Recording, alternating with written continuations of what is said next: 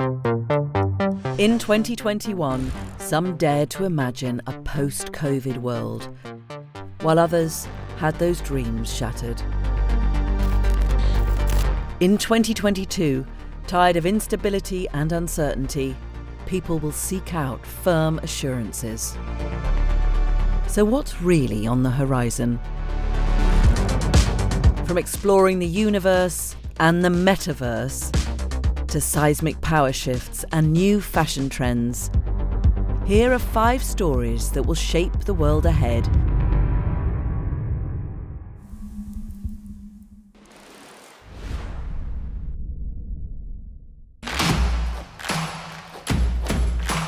In 2022, China will test America's global leadership. Around November, the Communist Party will hold its 20th Congress, where it will surprise no one when President Xi Jinping seeks another term as China's top leader. Not since Mao Zedong has a ruler amassed so much power. But while Mao's China was closed off from the world, Xi's ambitions are far-reaching. Part of that idea of this kind of uniquely impressive and powerful Chinese leader is that he is going to be a rival centre of gravity to an America that the Communist Party, at least, is sure is on its way out.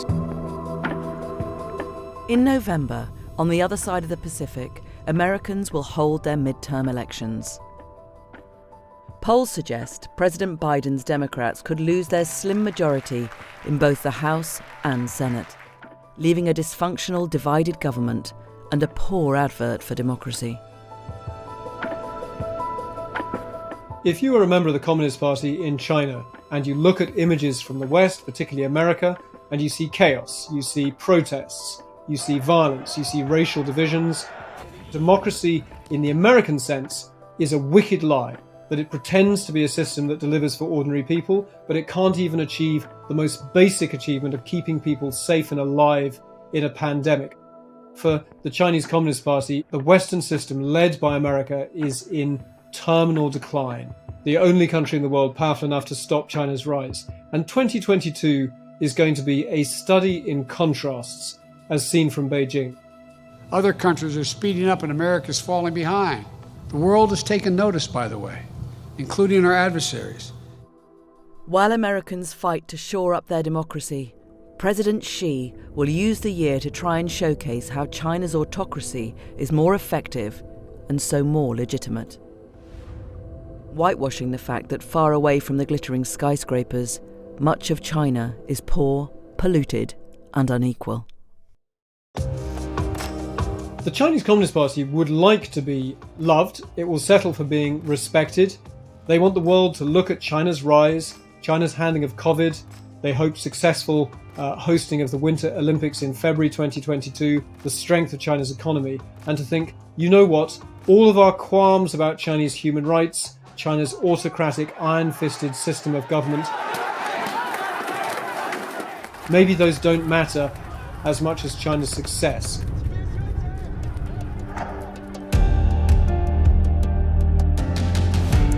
By the end of the year, after President Xi steps onto the stage in the Great Hall of the People to cement his power, China will look more ready than ever for a post-American age. The core message of China under Xi Jinping in 2022 is a brutal one, that China's version is winning and that the West is losing.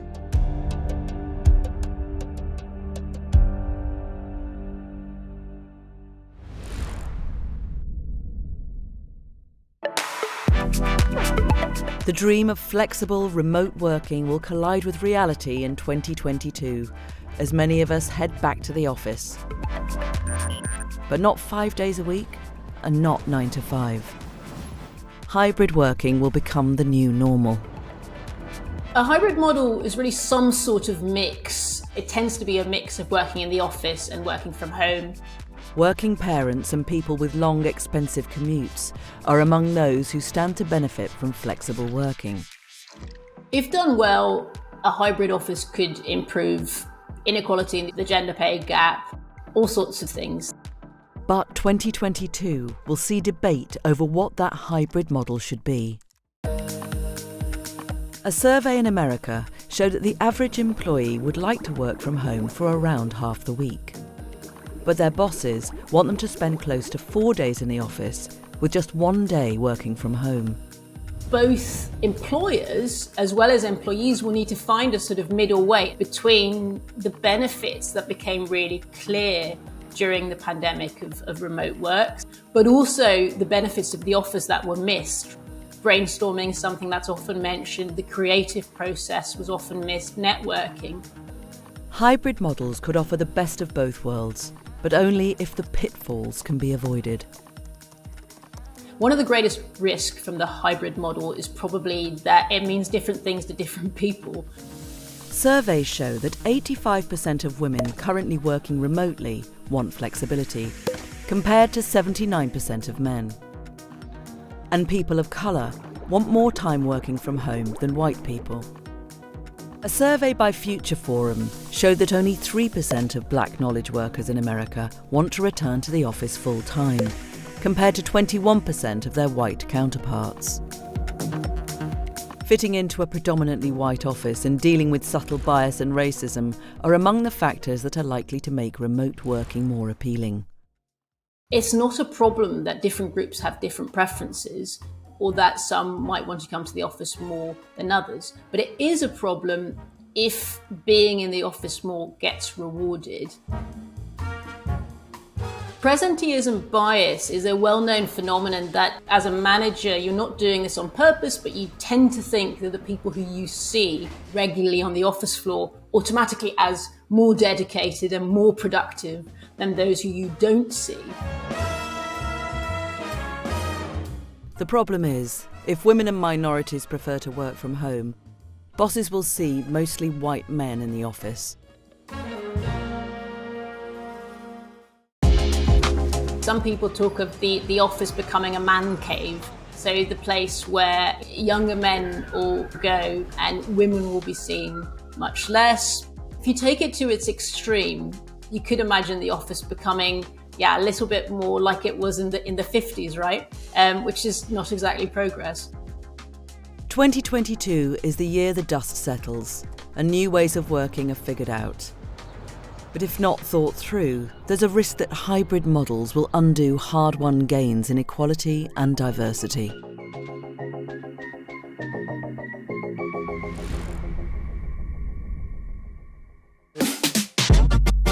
The metaverse is the next frontier. In 2022, you'll be hearing a lot more about the metaverse. So what is it, and what will it be used for? From Microsoft's point of view, what is a metaverse? It's an internet that you can actually interact with, like we do in the physical world. Metaverse is an umbrella term that refers to online virtual worlds and the idea of linking them together. And just as the internet was able to do new things because we connected all of the computers and the networks together, the idea is that if you link together these virtual worlds, that opens up all sorts of exciting new possibilities. Game begin. Online worlds where people hang out are nothing new. In 2003, the online game Second Life allowed people to enter a virtual space as avatars and interact with each other. Game over. But today's virtual worlds are much more realistic. The online game Fortnite blurs the line between social space and video game. Whether you put on a VR headset to go into these worlds or you just use a normal screen like on a smartphone or a PC is up to you. I know it looks a bit silly wearing one of these things, but that's kind of not the point. I mean, it doesn't really, you look a bit stupid wearing a scuba mask, but you do it because it allows you to do a fun thing. Tens of millions of people already play games and socialise in 3D worlds. In 2021, over 1 million fans watched Ariana Grande's concerts inside the video game Fortnite. But the metaverse is not just for gamers. During the COVID-19 pandemic, we've all got used to interacting online. Virtual meetings are here to stay, and the metaverse can make them more lifelike. I think there's definitely an appetite out there for more sophisticated forms of online collaboration than just being in a grid of boxes and a video call. And one of the ways that you could do that would be to be in one of these virtual environments with your co-workers or your friends or whatever. Both Microsoft and Facebook have already built virtual workspaces, such as this one from Facebook's Horizon Workrooms, where co-workers can come together regardless of physical distance. Now, I love this sort of thing because I'm a gamer, and let me tell you, it's much more fun than going to meetings in Zoom. So I think this is where I get to shoot lots of zombies. Epic Games, maker of Fortnite, plans to spend $1 billion to develop its vision of the metaverse. Facebook has even renamed itself Meta. Our company is now Meta. It's already invested over $10 billion to make the metaverse a reality. Some people say, well, this is Facebook just trying to change the subject because it's got all of these other problems. But just because Facebook wants to change the subject doesn't mean that there isn't something interesting happening here. Once a niche concept, 2022 will see the metaverse reach a far wider audience. That doesn't mean that everyone's going to be using it tomorrow, but it does mean, I think, that it's something that we're going to be hearing more about and that more people are going to be getting involved with.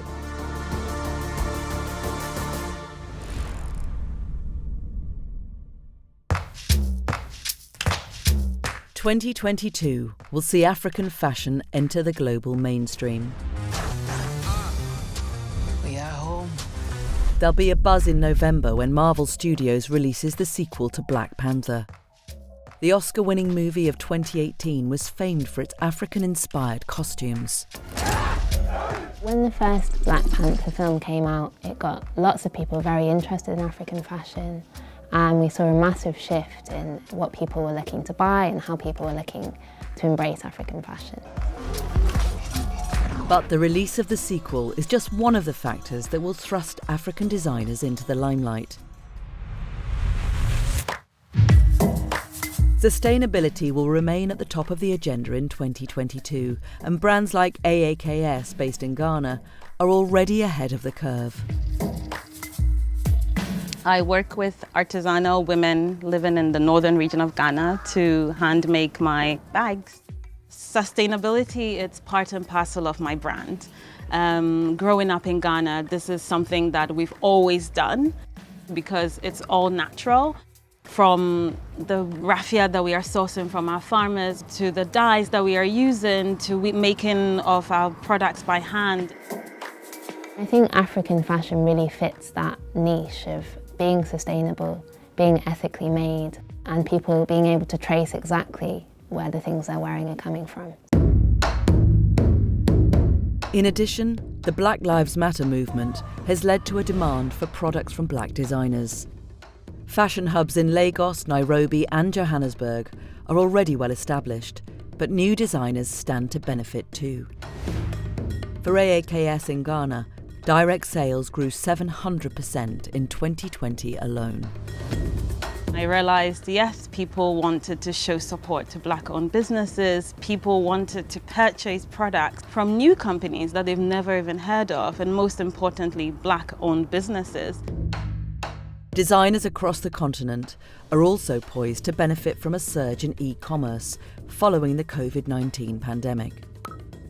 This is really transformational in terms of for African designers who can now have a place to showcase their work and also have a place for people to buy it. With lots of factors coming together in 2022, African designers are set to make a lasting impact on the world.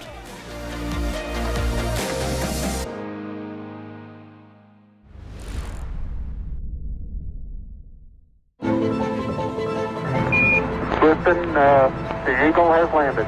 2022 will see the space race heating up again, fueled by old-fashioned geopolitics, and new rivalries between space-fanatic billionaires. Liftoff. Space has always been an arena for competition. We talk about the space race ever since the launch of Sputnik in 1957. And in 2022, we're going to see various kinds of rivalries between various groups playing out in space. By the end of the year, China will complete its Tiangong space station. The International Space Station, from which China was excluded, is due for retirement after 2024, and China is keen to demonstrate that it can build its own. But China and America are not the only countries competing to show their prowess in space. Towards the end of the year, India will attempt to land a robotic rover on the moon. They've tried this before and it didn't work, so they're going to have another go. And again, India thinks that being able to send things to the moon is a sign that, you're a serious global power. The billionaires' space race will pick up speed throughout the year, with Richard Branson, Jeff Bezos and Elon Musk competing to become masters of space tourism. 2022 is shaping up to be the first year where more people go to space as paying passengers than as government astronauts. And this is made possible by the rivalry between 3 space tourism companies in particular: Virgin Galactic, Blue Origin and SpaceX. And all of them sent people into space in 2021, and all of them want to send more tourists into space in 2022.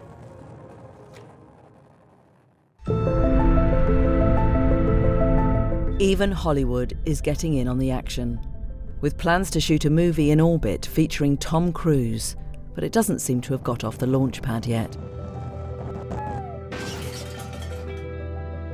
Meanwhile, the Russians already have theirs in the can. Actor Yulia Peresild and film director Klim Shipenko returned to Earth safely after shooting scenes in orbit for a film that will be released in 2022. So this is another example of a rivalry between America and Russia, and in this case, as with Sputnik, the Russians have got there first. Half a century after the moon landings, the space race is back, and 2022 will see the top contenders jostle for pole position.